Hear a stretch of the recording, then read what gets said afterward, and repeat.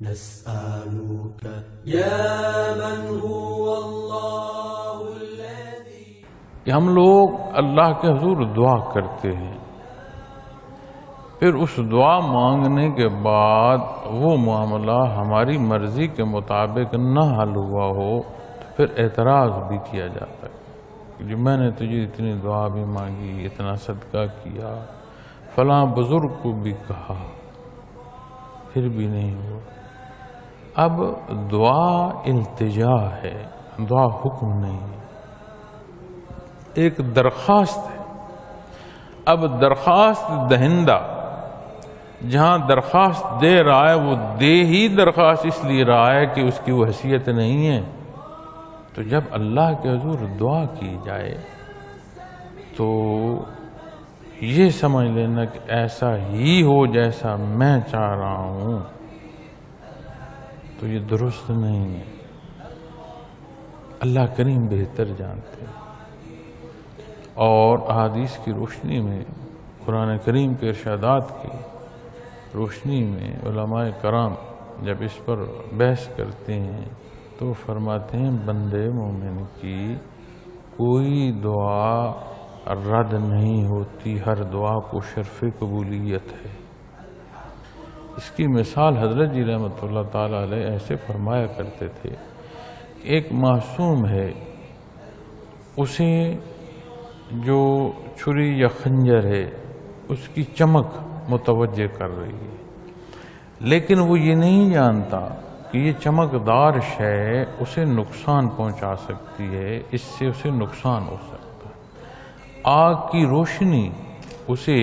لبھا رہی ہے، لیکن وہ نہیں جانتا کہ اس آگ کے قریب پہنچنے سے وہ جھلس سکتا ہے، وہ جل سکتا ہے۔ ماں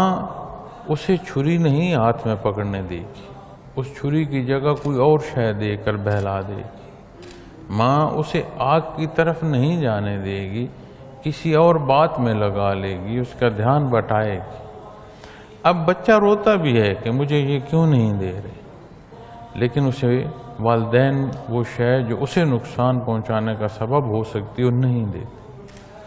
اسے بہتر دینے کی کوشش کرتے۔ یہ ایک عمومی دنیا کی مثال۔ تو حضرت جی رحمۃ اللہ تعالیٰ علیہ یہ ارشاد فرمایا کرتے تھے، آپ فرمایا کرتے تھے اللہ کریم بندے مومن کی دعا قبول فرماتے ہیں، اور اس وقت کیا وہ بات اس کے لیے بہتر ہے، اس سے ہٹ کر کچھ ہے بہتر ہے، یا وہ جو مانگ رہا ہے اس کی ناسمجھی ہے۔ پھر ایک اور پہلو بیان فرماتے ہیں جو کہ حدیث شریف میں بیان کیا گیا ہے کہ روز محشر جب حساب کتاب ہوگا، مخلوق اللہ کے حضور حاضر ہوگی اور حساب کتاب ہوگا۔ اب کسی کا حساب ہو رہا ہے اور اس حساب کے بعد پھر فرمایا جائے گا کہ اس کا کچھ حصہ میرے پاس بھی ہے، اللہ کریم ارشاد فرمائے۔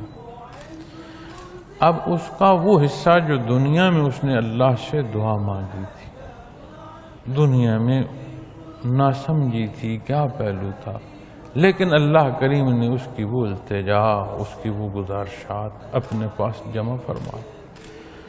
تو فرمایا گیا ہے کہ اس وقت پھر اللہ کریم وہ دعائیں جو وہ دنیا میں مانگتا رہا تھا اور دنیا میں وہ اس وقت منظور نہیں ہوئی، اس کی ضرورت نہیں تھی، اس کی کمزوری یا نہ سمجھی، لیکن اللہ نے رد نہیں فرمایا، اس وقت ان دعاؤں کا اجر اور ثواب اس کے پلڑے میں رکھا جائے۔ تو فرمایا جاتا ہے کہ مستجاب الدعا، جن کی دعاؤں کو شرف قبولیت حاصل ہوتی ہے، وہ بھی یہ کہہ اٹھیں گے کہ کاش دنیا میں کوئی دعا قبول نہ ہو، سارا حصہ آج نصیب ہوا ہوتا، اتنی اللہ کی عطا۔ اب اس عطا کے لیے تعلق مع اللہ ضروری ہے، اور تعلق مع اللہ کے لیے فقط اظہار ظاہری کافی نہیں ہے، اس کے ساتھ عبادات کے پہلوؤں کا اختیار کرنا، اس کے ساتھ معمولات زندگی کو اللہ اور اس کے حبیب کے حکم کے مطابق اختیار کرنا، اور اس اختیار تک کرنے کے پہنچنے تک سب سے پہلا حصہ جو ہے وہ جاننا ہے کہ ہم جانتے تو ہیں، اس جاننے کے ساتھ قوت ایمانی مضبوط ہو کہ وہ عمل تک لے جائے، وگرنہ ہمارے قدم ڈگمگا جاتے ہیں، دنیا کی رغبت ہمیں حق سے ہلا دیتی ہے، کسی مخلوق کا خوف ہمیں حق گوئی سے روک دیتا ہے، تو پھر